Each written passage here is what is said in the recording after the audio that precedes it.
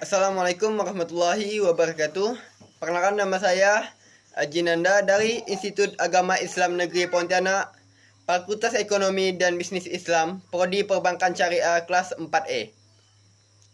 Baiklah, langsung saja saya mulai. Apakah yang dimaksud dengan hadis doib?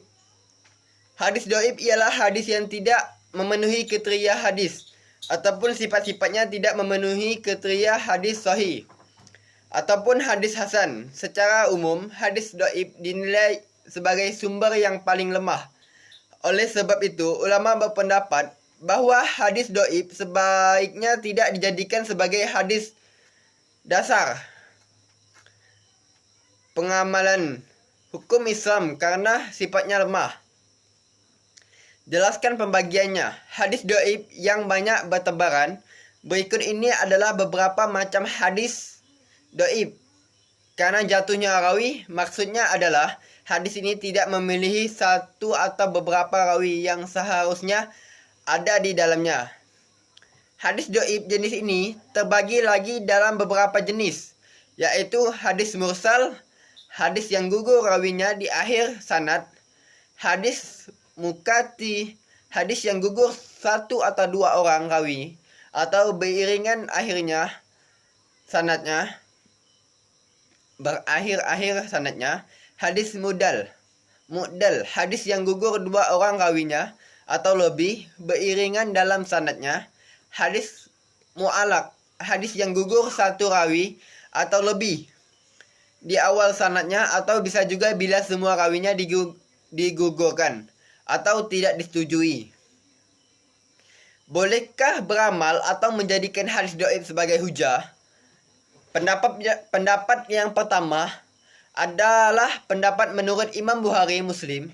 Yahya bin Ma'in mengatakan bahwa hadis doib tidak boleh diamalkan sama sekali, baik itu dalam persoalan akidah maupun dalam hukum-hukum fikih seperti tarhib wa tahib maupun fadailul amal. Sedangkan pendapat kedua menurut kebanyakan ahli fikih seperti Imam Abu Hanifah, Imam Syafi'i, Imam Malik, Imam Ahmad, mereka memperbolehkan mengamalkan dan memakai hadis doib secara mutlak jika tidak didapatkan hadis lain dalam permasalahan yang sama. Namun pendapat yang paling terkenal dalam hal ini adalah pendapat Imam Ahmad.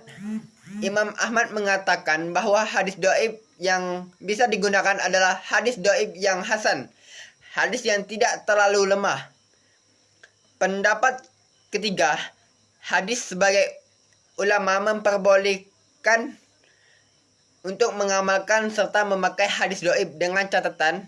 Yang pertama, khusus dalam hal tahib wa tarhib, motivasi beramal dan ancaman bila bermaksiat. Yang kedua adalah fadailul amal, fadilah amal. Sedangkan untuk masalah yang digunakan ini, yang dua, dari tidak adanya perawi yang muncul, yang salah satunya hadis munkar, matuk, majul dan mudu. Tolong jelaskan dan sebutkan contoh-contohnya dari keempat hadis ini. Hadis munkar adalah hadis yang diriwayatkan oleh perawi yang sering lupa, sering melakukan kesalahan dan berbuat fasik terang-terangan. Akibatnya, hadis yang diriwayatkan itu bertentangan dengan perawi yang sikah kredibel. Contohnya, makanlah balah kurma yang masih muda bersama tamar kurma yang sudah matang. Bila anak Adam memakannya, maka setan akan marah. Imam Nasai memberikan keterangan bahwa Yahya bin Muhammad bin Qais merupakan seorang perawi hadis yang soleh. Namun, bila sebuah hadis diriwayatkan dari jalurnya saja, maka hadis itu sangat diragukan. Ma'udu termasuk hadis yang paling parah kedoibannya.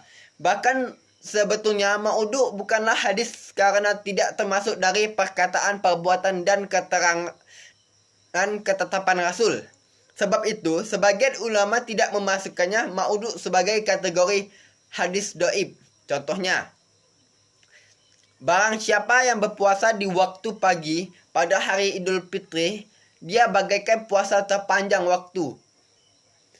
Hadis ini dianggap maudu sebab menyalahi akidah Islam di mana seharusnya pada hari Idul Fitri sangat diharamkan untuk berpuasa. Hadis ini diriwayatkan dari Ibnu Al-Bailami yang dikenal setelah membuat hadis maudu kurang lebih sebanyak 200 hadis. Hadis matruk. Menurut bahasa, matruk merupakan isim maf'ul dari lafaz tarokah yang berarti meningkatkan, sedangkan matruk sendiri berarti sesuatu yang ditinggalkan. Contohnya, ketika aku menyamarkan bacaanku, maka membacalah kalimat bersamaku. Dan ketika aku menggeraskan bacaanku, maka sungguh jangan seorang pun yang menyertai bacaan bersamaku. Hadis riwayat Daraqutni dalam kitab sunannya. Imam Daraqutni menjelaskan bahwa dalam riwayat hadis tersebut, seorang rawi bernama Zakiyah Al-Wakar melakukan penyendirian dan hadis itu tergolong hadis yang mungkar, yang matruk.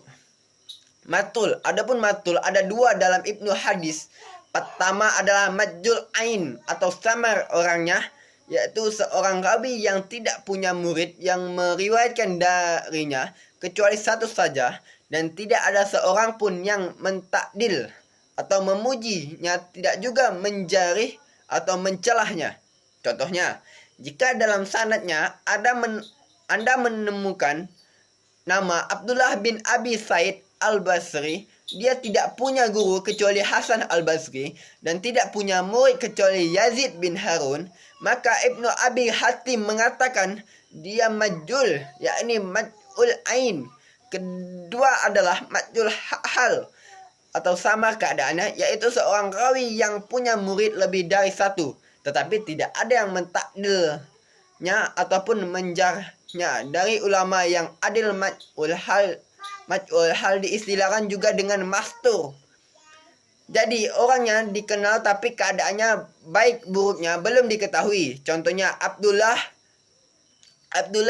Al-Hanafi, teman Anas bin Malik, meriwayatkan hadis dari Anas bin Malik.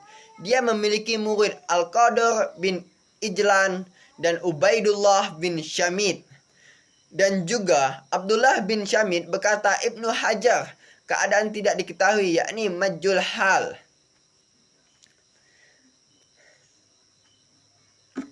Yang ketiga, jelaskan tentang hadis sahih li gairihi dan hadis hasan li zatihi dan contohnya. Hadis sahih li gairihi merupakan hadis yang kuat. Maksudnya adalah hadis yang dikeluarkan sebagai jalur sanadnya yang lebih sedikit. Di bawah ini merupakan contoh hadis yang diriwayatkan oleh sabda Nabi Shallallahu Alaihi Wasallam yang berbunyi, juallah kepada kami unta dengan menggantikan dari unta zakat ketika sudah sampai tempatnya. Dan ada juga Imam Baihaqi dalam sunnahnya yang meriwayatkan soal hadis tersebut, yang artinya sisilah hadis Ammar bin Syu'aib dari bapaknya dari kakeknya Abdullah bin Amr ibnu As radhiyallahu anhu adalah sisilah hadis hasan. Dari riwayat tersebut merupakan hasan kalau digabungkan menjadi saling menyatu, dan hadis tersebut hadis yang sahih li gairihi, hadis yang hasan li zatihi, adalah diriwayatkan dengan keadaan orang yang bersikap adil dan untuk orang yang tidak mengalami kekurangan fisik, seperti seorang yang tidak mengalami cacat, seorang yang kurang memiliki daya ingatan. Ada contohnya yang menyebutkan dari hadis riwayat Imam Tirmizi dari jalur Muhammad bin Amr dari Abu Salamah dari Abu Hurairah, yang artinya sesungguhnya Rasulullah SAW bersabda, jika aku tidak merasa keberatan pada umatku, niscaya aku akan memerintahkan mereka untuk bersiwak ketika setiap kali melakukan sholat. Dari hadis tersebut, ada rawi bernama Muhammad bin Ammar yang mengatakan bahwa dia tidak ada sifat sebagai dihabiskan atau orang yang memiliki sifat yang sempurna. Yang sempurna ingatannya. Dan ada yang mengatakan dari sabda Nabi SAW yang berbunyi, barang siapa yang mengasihi sekalipun dalam menyembelih burung kecil, maka Allah Subhanahu wa Ta'ala akan mengasihinya pada hari kiamat kelak. Yang keempat, sebutkan hadis hasan dan contohnya dari masing-masing hadis hasan. Pembagian hadis hasan, para ulama hadis membagi hasan menjadi dua bagian, yaitu hadis hasan lizati. Yang dimaksud hadis hasan lizati adalah hadis yang hasan dengan sendirinya, yakni hadis yang telah memenuhi persyaratan hadis hasan. Yang 5, menurut Ibnu Salah pada hadis hasan lizati, para perawinya terkenal kebaikannya, akan tetapi daya ingatan atau daya kekuatan hafalan belum sampai kepada derajat hafalan para perawi yang sahih. Contoh hadis adalah sebagai berikut. Dari Ibnu Umar radhiyallahu anhu, Rasulullah bersabda, barang siapa yang menuntut ilmu pengetahuan karena selain Allah atau bertujuan selain Allah, maka tempatnya di dalamnya neraka. Adapun hadis hasan li gairi, hadis yang menjadikan hadis hasan li gairi karena dibantu oleh hadis yang lain semakna dengan atau karena banyak yang meriwayatkannya. Sekian dari saya. Terima kasih. Wassalamualaikum warahmatullahi